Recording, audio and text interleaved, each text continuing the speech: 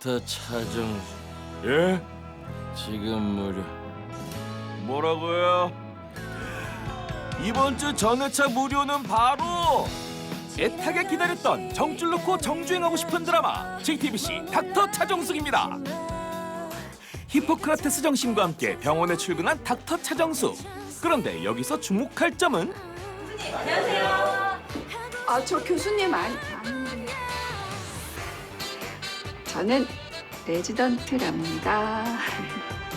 20년 전 의사의 꿈을 접고 결혼과 육아에만 몰두했던 그녀. 아직 불혹의 나이가 돼서야 다시 가운을 입게 된 이유가 있었는데요. 어느 날 어지럼증이 찾게 된 응급실에서 급성 간염 진단을 받게 된 정수. 간이식 공여자 검사 결과가 나왔는데요. 남편분 검사 결과가 괜찮아요. 평소에 몸 관리를 잘하셔서 지방간도 없고요. 아니 그럼 우리 아들이 간을 떼줘야 된단 말씀이세요? 죽을 고비에 처한 그녀가 살 길은 오로지 간 이식뿐이었지만 가족을 믿고 있던 정숙에게 돌아온 건 동태눈으로 간 이식을 망설이는 남편과 온몸으로 수술을 말리는 시어머니의 모습이었습니다. 외로움에 대한 각성은 불현듯 찾아온다. 그동안 헌신했던 자신이 헌신짝처럼 버려진 것에 현타가 온 그녀. 우아하고 완벽했던 나의 아름다운 가족. 그들에게 난 무엇이었을까? 우여곡절 끝에 다시 살게 된 정숙은 포기했던 꿈을 이루기로 하죠. 그리고 그건 뭐하는 짓이야 이게? 어떻게 나한테 상의 한마디 없이 이럴 수가 있어? 게다가 우리 거야. 상해봤자 하지 말라고 할 게 뻔한데 뭐. 그래, 그럴 걸 알면서 이런 일을 벌여? 누군가에겐 비극이 됐으니 아니, 꼭 레지던트 해야 돼? 지금처럼 가정생활에 충실하면서 살아도 당신 맘먹기에 따라서 얼마든지 새로운 인생 살 수 있잖아. 아인슈타인이 그랬지. 어제와 똑같이 살면서 다른 미래를 기대하는 건 정신병 초기 증세라고. 지금 나더러 정신병이라는 거야? 이게 어떻게 갔니? 이 행간의 의미를 몰라? 내가 다른 미래를 살아보려고 노력하고 있다는 뜻이잖아. 아, 그리고 누가 보면 어쩌려고 이래? 내가 당신 와이프인 거 사람들이 알아도 되겠어? 아내의 늦깎이 레지던트 생활을 응원해도 모자랄 판에 관계까지 숨기며 극구 반대하는 남편. 그녀에게 들키면 안 될 비밀이 있었기 때문인데요. 그냥 하라고 했다고? 미쳤어? 이번에야 내가 우겨서 당신네 과에 보내버렸지만 3달 후엔 우리가 실습이야. 그것도 내가 지도교수라고. 그 전에 그만두게 해야지. 무슨 수로? 그냥 네 자리에서 할 수 있는 걸 해. 지도교수로서. 바로 같은 병원 교수인 최승희와 내연의 관계였던 것. 원내 도서관에 가서 여기 있는 자료들 좀 찾아와. 이렇게 시작된 정숙 퇴사 프로젝트지만 논문 타이핑 좀 해줄래? 내가 손목이 좀 안 좋아서. 집안일로 단련된 그녀에겐 That's okay. 환자분이 설사를 많이 해서 PMC가 무사했는데 포지티브 나왔습니다. 오랄 반코마이신 투여하고 있는데 설사 지속되어서 지사제 처방했습니다. 지사제는 뭘 썼지? 로페라미드입니다. 오히려 버티기 힘든 건 지금 제정신이야? PMC 때 로페라미드 투여하면 어떻게 되는지 몰라? 이제부터 회진 따라 돌 필요 없고 굳이 수술방 들어오지 않아도 돼. 아니 그냥 들어오지 마. 머리에 든 게 없으면 우선 공부부터 하든지. 어디 눈에 안 띄는 데 가서. 대놓고 자신의 인격을 모욕하는 남편의 태도였는데요. 뭐 하는 거야? 나 병원 안 그만둔다고 이런 식으로 엿먹이는 거야? 멋대로 상상하지 마. 그런 거 아니니까. 그럼 나한테 왜 이래? 왜 나만 투명인간 취급이야? 나는 무능력자에게는 일을 시키지 않는다는 소신을 지킬 뿐이야. 합리적이고 공평하게. 다른 레지던트와 똑같이 대해달라고 한 건 당신 아니었나? 지금 그 말을 믿으라고? 병원 그만두라는 헛소리를 참 길게도 하고 앉았네. 뭐? 약자를 상대로 그렇게 치졸한 짓을 저지르면서도 끝까지 구상을 떠는 건 병이야, 습관이야. 그렇게 이성과 합리를 찾아대면서 나를 똥오줌도 못 가리는 여편네로 만들어버리면 내가 항복할 줄 알았어? 20년 전처럼? 그래! 그러니까 제발 그만둬. 병원에서 당신 얼굴 보는 게 얼마나 고역인 줄 알아? 아유, 내연녀와의 관계를 들킬까봐 고역이겠지. 그렇게 아내 가슴에 대못을 박은 인호. 얼마 후 학회를 핑계삼아 승희와 파리로 미루얼 여행을 떠나기까지 하며 세계의 로맨스를 찍었는데요. 그러나 꼬리가 길면 언젠가는 밟히는 법이겠죠. 휴일을 맞아 온 집안을 떼 빼고 광내던 정숙. 남편에게서 수상한 흔적을 발견합니다. 팔찌? 그것도 고액의 다이아 팔찌? 이거 명품 브랜드인데. 외도 사실을 꿈에도 모르는 그녀에겐 의문의 구매네요. 궁금증을 참지 못한 정숙은 남편에게 돌직구를 날리기로 하죠. 근데 당신 팔찌 샀어? 아내의 해맑은 공격에 애써 당황한 기색을 감춰보려 하지만 팔찌? 왜 이렇게 놀래? 자꾸만 튀어나오는 하남자 본능.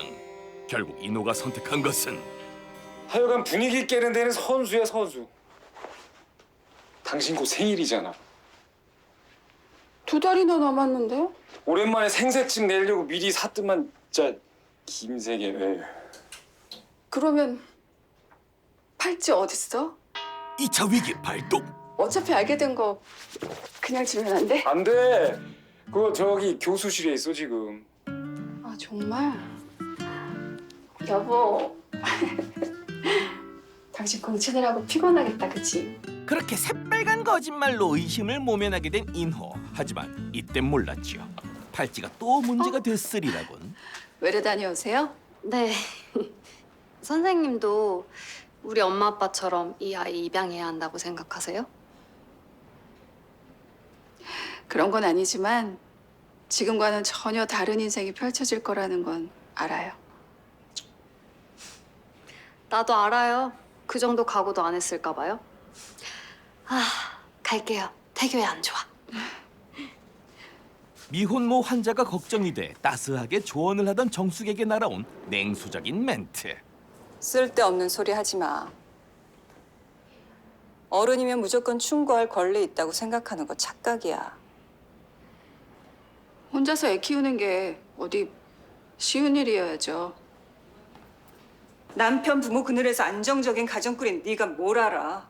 갑자기 분위기 트집? 같은 부모 입장에서 안타까워서 하는 소리입니다. 이때 정숙의 눈에 들어오는 것이 있었으니 차 교수의 손목에 걸려있는 어디선가 많이 본 액세서리. 거기에 보란듯이 팔찌 자랑하는 차 교수의 행동까지. 뭔가 찝찝하지만 그 이유를 몰라 알 수가 없는 정숙. 오, 어디 여행 갔다 왔어요? 아 이거 제 거 아니고 가정의학과 최승희 교수님 SNS예요. 파리도 가셨나 보네. 그 순간 정숙의 머릿속에 떠오른 건 남편의 파리 스케줄이었죠. 근데 이맘때 파리에 학회 있지 않았어요? 서인호 교수님도 학회 가신다고 한 것 같은데? 그거는 잘 모르겠는데 서인호 교수님은 이때 학회 안 가셨어요. 휴가 가신다고 해서 수술 스케줄 조절하시던 거 기억나거든요. 서인호 교수님이 이때 휴가를 가셨다고요? 네. 자신과 가족들 몰래 휴가를 간 남편의 행보. 어머 너무 예쁘다. 그리고 우연히 남편도 갔던 파리에서 또 우연히 남편이 구매한 팔찌와 동일한 제품을 선물 받은 차 교수. 저 미안하지만 그 팔찌 어디서 샀는지 물어봐도 될까요? 그거 묻는데 미안할 게 뭐 있어. 남편이 사다 줘서 장소는 모르겠는데 정숙은 한 가지 가설을 떠올리며 직접 팩트 체크에 들어갔는데요. 그저 자신의 단순 오해이길 바랐건만 빼도 박도 못하게 선명히 드러난 남편의 파렴치한 진실. 그제야 정숙은 인호가 자신을 내쫓으려던 게 차 교수 때문이었던 것도 깨닫게 됩니다.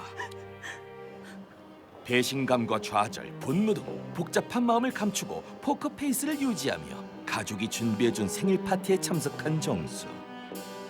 최대한 평소 모습을 유지해보지만 난 이걸로 대신할게. 생일 선물은 미리 줬으니까. 생일 축하해. 네 불륜이 내 생일 선물이니? 이 뻔뻔한 얼굴을 마주하니 치밀어 오르는 분노. 밤 나오기 전에 우리 케이크 한 조각씩 먹을까? 네. 좋아. 자, 사랑하는 아내 차정숙. 이건 당신 거. 가증스러운 모습까지 맞닥뜨리니 머리부터 발끝까지 열이 차오른 정숙. 배가 좀 고프네 보니까. 한번 잘라봐봐. 끝내 연극 중단 선언. 서인호를 향해 속 시원하게 사이다를 날립니다. 20년 만에 제2의 인생을 살게 된 정숙.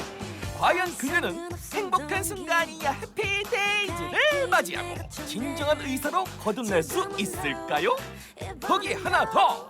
정숙에게도 훈훈한 미남과의 핑크빛 기류가 포착됐다고 하는데요. 궁금하시다면 지금부터 JTBC 닥터 차정숙을 전 회차 무료로 볼 수 있는 BTV에서 정주행하세요.